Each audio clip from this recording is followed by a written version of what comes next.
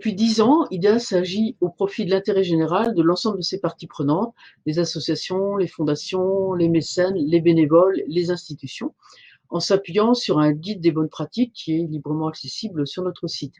Nous avons cherché à démultiplier l'impact de ce guide, le rendre plus visible, et pour cela, nous avons développé des outils digitaux que vous pouvez maintenant découvrir. L'autodiagnostic IDEAS, qui est un outil d'évaluation qui permet de sensibiliser associations et fondations à ces bonnes pratiques essentielles.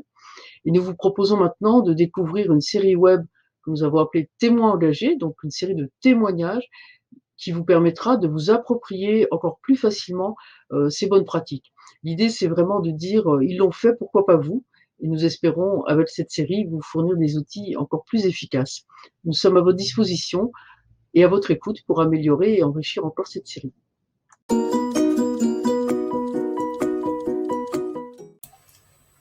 Depuis 15 ans, l'Institut IDEAS travaille avec les associations, les fondations, les fonds de dotation pour les aider à faire face à leurs enjeux de structuration, de professionnalisation et de développement. Notre ambition est de faire connaître et reconnaître leur rôle social, leur rôle économique, leur rôle sociétal. La stratégie de l'Institut s'articule autour de 2 grandes missions qui sont l'élaboration et la diffusion de bonnes pratiques, d'une part, et la contribution à la connaissance du fait associatif, d'autre part. Notre enjeu aujourd'hui, c'est le suivant: comment accroître l'impact de nos actions? Comment accroître notre effet de levier? Plus de 130 missions ont été menées en 10 ans. Le temps est venu de capitaliser sur ces missions d'accompagnement et de partager l'expérience et l'expertise acquises sur le terrain. C'est le sens des offres numériques que nous déployons, l'autodiag IDEAS et la série web Témoins engagés. La disponibilité en ligne, la simplicité d'usage de ces nouvelles solutions digitales nous permettent de toucher des associations plus nombreuses, plus diverses et partout en France ou ailleurs. En suivant les usages de ces nouveaux utilisateurs, en toute confidentialité, nous pouvons évaluer le niveau de compréhension et d'ancrage de ces bonnes pratiques et nous pouvons choisir les thèmes d'accompagnement que nous devons approfondir ou enrichir. Grâce au partenariat que nous développons avec Thank You and Welcome, nous disposons désormais d'un outil puissant de capitalisation des expériences et de transmission des savoir-faire pour contribuer à une meilleure connaissance des spécificités des associations et des fondations. L'objectif, c'est que ces spécificités soient reconnues et mieux prises en compte dans le dialogue avec les financeurs notamment, pour porter au meilleur niveau les missions d'intérêt général. Nous sommes très heureux de vous faire découvrir la série web Témoins engagés.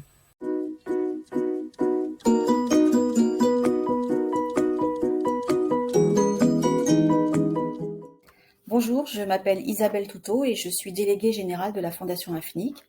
La Fondation AFNIC est une fondation qui existe depuis 2015, qui a été créée par l'Office d'enregistrement du .fr, l'AFNIC, lequel lui reverse chaque année 90% des bénéfices du .fr. La Fondation soutient des projets qui impliquent directement des bénéficiaires qui sont éloignés du numérique dans leurs pratiques personnelles ou dans leurs pratiques professionnelles. Elle soutient également des projets beaucoup plus structurants. Alors une question se pose. Pourquoi a-t-on décidé en 2020 de soutenir le projet déposé par l'association IDEAS? Un projet qui ne visait pas directement des bénéficiaires éloignés du numérique.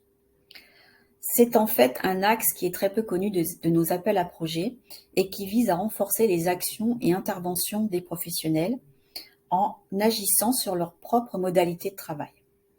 Déjà, grâce au guide qui est proposé par l'association IDEAS, les associations ou fondations peuvent trouver des ressources pour les aider dans la gestion quotidienne de leur organisme. Ici, le projet porté proposait une offre gratuite, plus facile d'accès et numérique. Ce n'est plus seulement de l'outillage, ce sont des bonnes pratiques qui peuvent à terme aider les organismes à exister, grandir et à mener à bien des projets qui vont venir en aide à des personnes dans le besoin. Et nous rebouclons ainsi sur les objectifs finaux de la Fondation AFNIC. Témoins engagés, c'est aider les aidants. Et compte tenu qu'aujourd'hui l'enjeu sociétal est bien le numérique, nul doute que bon nombre d'associations qui viennent en aide aux publics qui sont en précarité numérique vont devenir des adeptes de témoins engagés.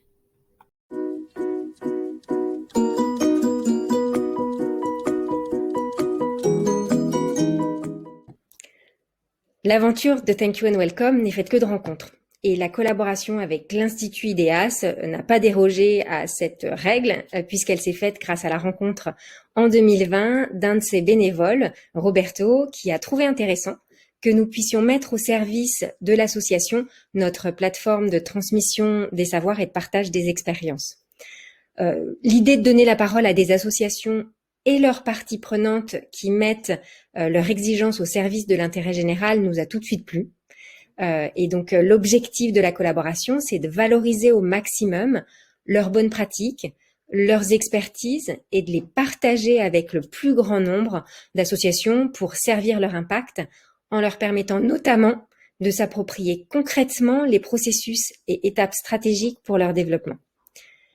Toute l'équipe Thank You and Welcome adhère complètement avec les valeurs et la philosophie d'IDEAS et sans trop m'engager, je pense que nos interlocuteurs au sein de l'Institut ont également adhéré à notre mission d'entreprise qui est de construire le futur au présent sur la base des expériences passées.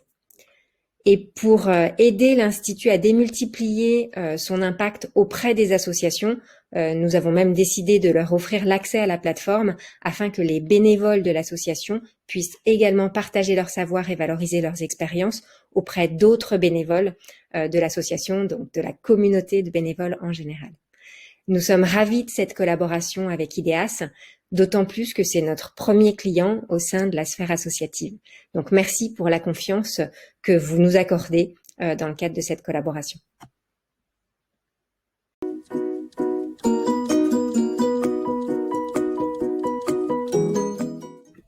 Bonjour à tous, je m'appelle Hélène Corby, je suis journaliste et j'exerce ce métier depuis 6 ans, principalement en télévision, qui est le média pour lequel j'ai toujours voulu travailler.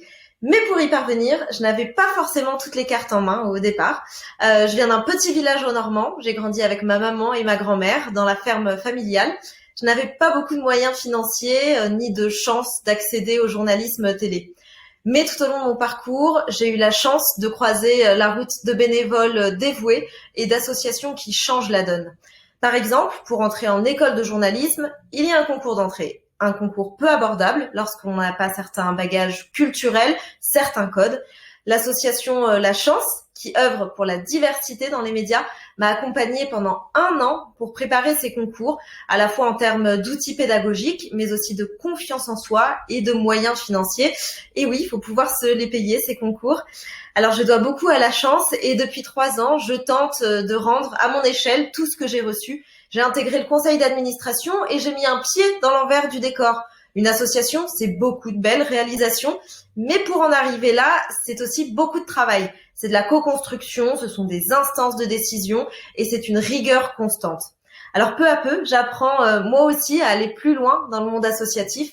J'ai co-créé Maman j'ai raté l'actu, un podcast d'actualité pour enfants à partir de 8 ans.